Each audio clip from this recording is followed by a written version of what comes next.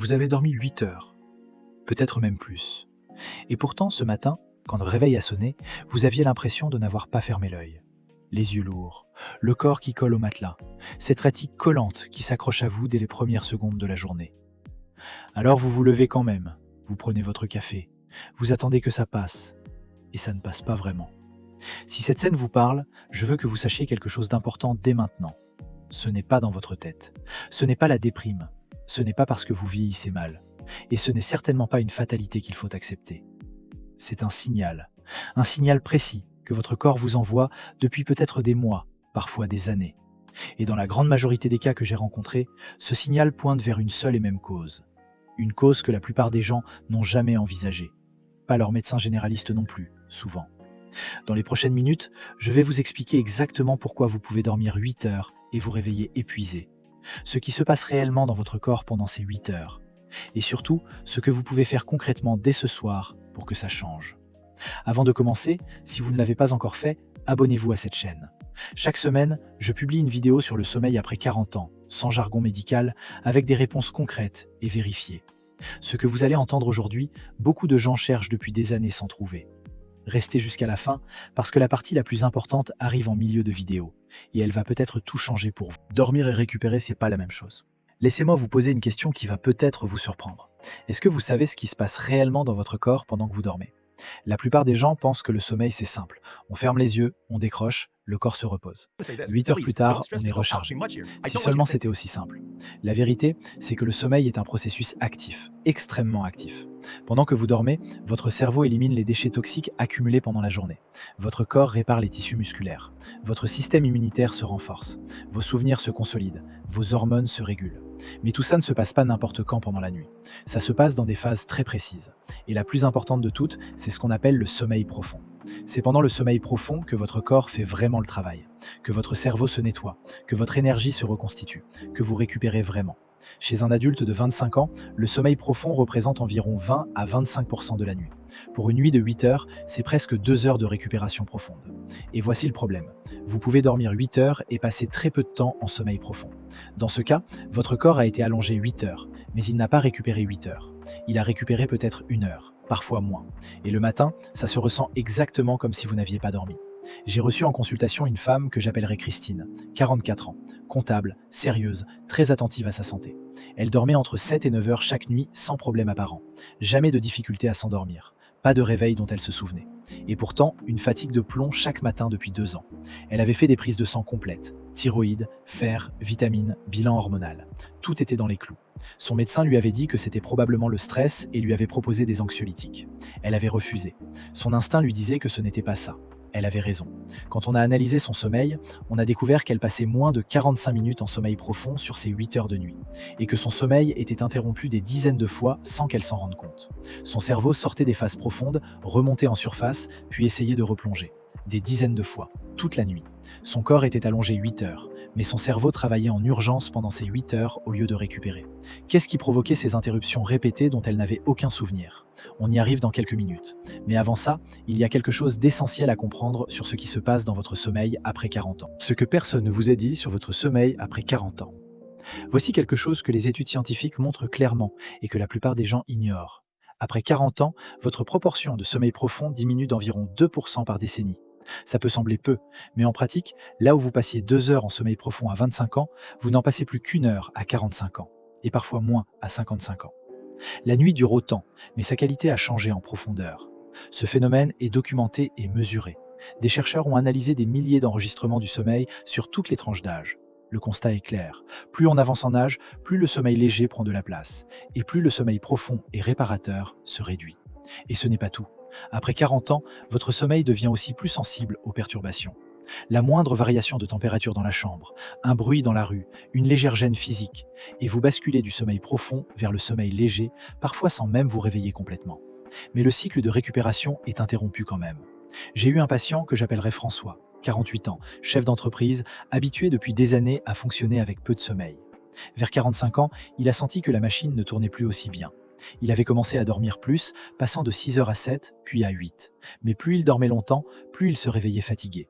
Il ne comprenait pas. Il me disait avec ce mélange de frustration et d'ironie que j'entends souvent « Docteur, j'ai l'impression que dormir plus ne sert à rien. Autant me lever à 5 heures et travailler.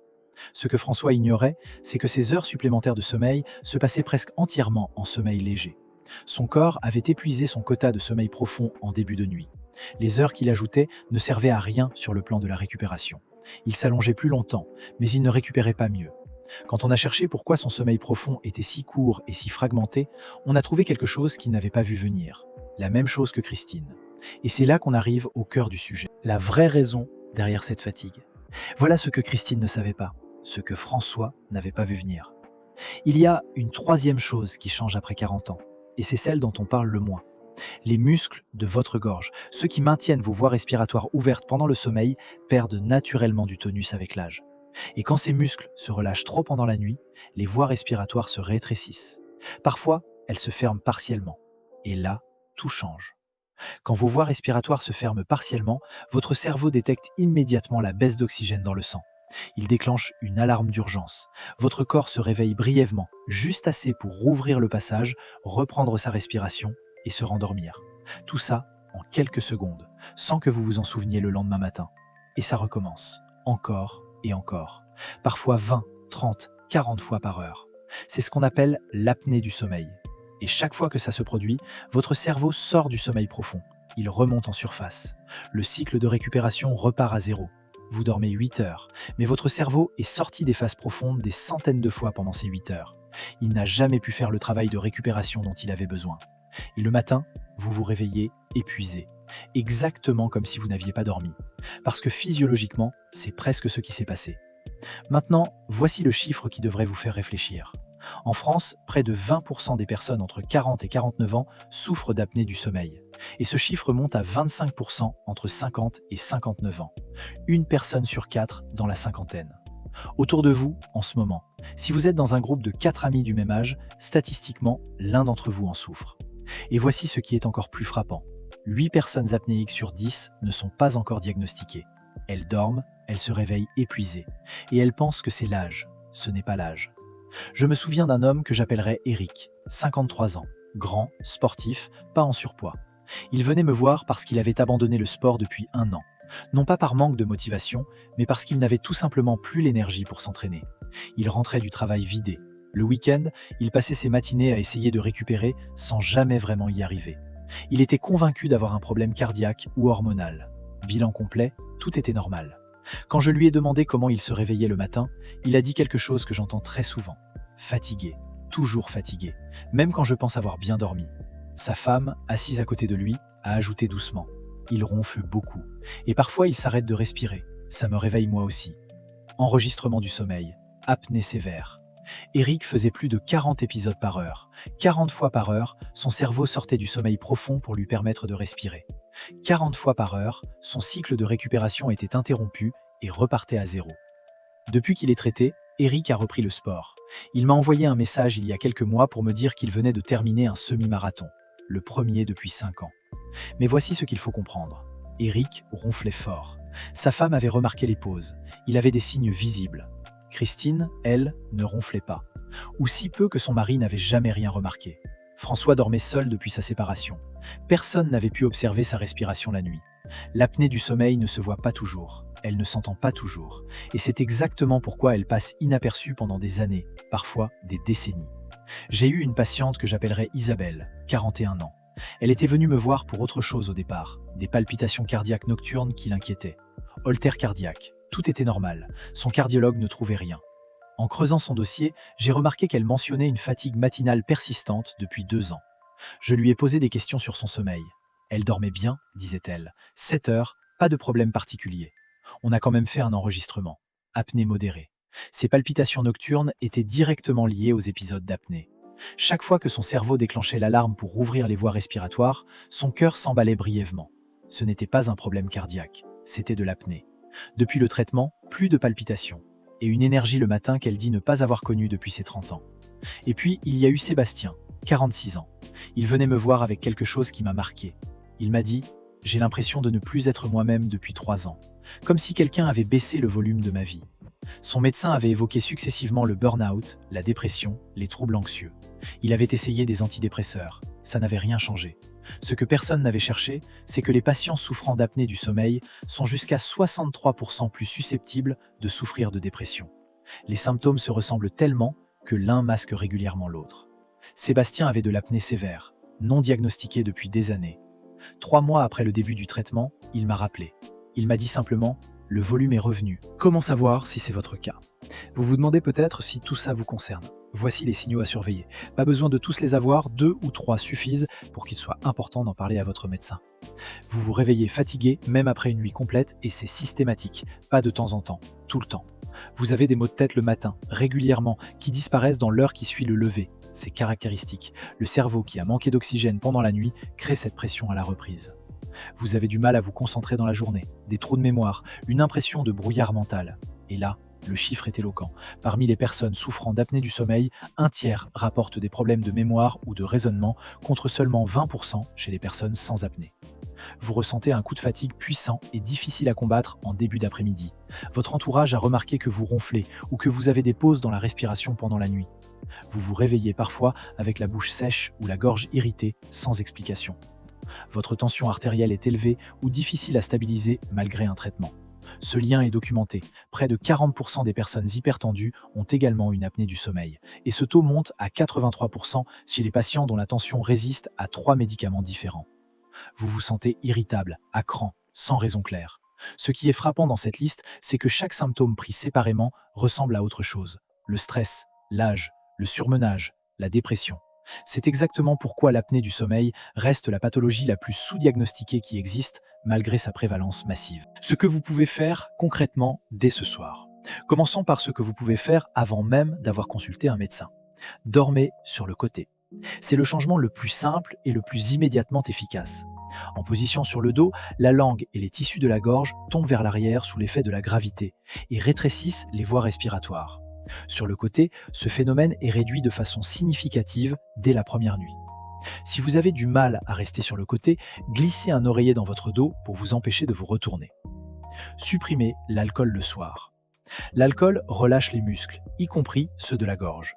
Même un seul verre de vin au dîner peut aggraver significativement les épisodes d'apnée pendant la nuit. Ce n'est pas une question de quantité, c'est une question de timing et d'effet biologique direct sur vos muscles. Gardez votre chambre entre 18 et 20 degrés. Des études montrent que c'est la plage idéale pour favoriser les phases de sommeil profond. Une chambre trop chaude perturbe les cycles et aggrave la fragmentation. Une chambre fraîche aide votre corps à descendre en température, ce qui est le signal physiologique pour entrer en sommeil réparateur. Évitez les somnifères sans avis médical. C'est contre-intuitif, mais important. Certains somnifères relâchent les muscles de la gorge et peuvent aggraver l'apnée sans que vous le sachiez. Vous dormez peut-être mieux en apparence, mais votre récupération réelle peut se dégrader. Et la chose la plus importante, parlez-en à votre médecin. Demandez un bilan du sommeil. Aujourd'hui, il existe des enregistrements à faire chez vous pour une nuit avec un petit appareil qu'on vous prête. Pas d'hôpital, pas de contraintes, pas de nuit déplacée. Et le résultat peut changer radicalement votre qualité de vie. Si une apnée est confirmée, les solutions existent et elles fonctionnent. Le traitement par pression positive, souvent appelé CPAP, est le plus efficace pour les cas modérés à sévères. Pour les cas légers à modérés, des orthèses d'avancement mandibulaire, qui ressemblent à des gouttières dentaires, sont très efficaces et beaucoup plus confortables à porter au quotidien. L'important n'est pas le traitement choisi. L'important, c'est de ne pas rester sans réponse. Je pense souvent à Christine, qui avait refusé les anxiolytiques parce que son instinct lui disait que ce n'était pas la bonne piste. Elle avait raison. Je pense à François, qui dormait de plus en plus longtemps, sans comprendre pourquoi ça ne changeait rien. À Eric, qui avait abandonné le sport qu'il aimait et qui a terminé un semi-marathon quelques mois après le diagnostic. À Isabelle et ses palpitations, que personne n'expliquait. À Sébastien, qui avait l'impression que quelqu'un avait baissé le volume de sa vie. Ces personnes avaient tout un point commun. Elles avaient fini par accepter leur fatigue comme une réalité avec laquelle il fallait faire, comme quelque chose de normal. Elles avaient tort. Se réveiller épuisé après 8 heures de sommeil n'est pas normal, ce n'est pas inévitable, et ce n'est très probablement pas une fatalité liée à votre âge. C'est un signal, et les signaux méritent d'être écoutés. Si vous vous reconnaissez dans ce que vous venez d'entendre, une seule chose à faire. Prenez rendez-vous avec votre médecin cette semaine. Parlez-lui de votre fatigue matinale.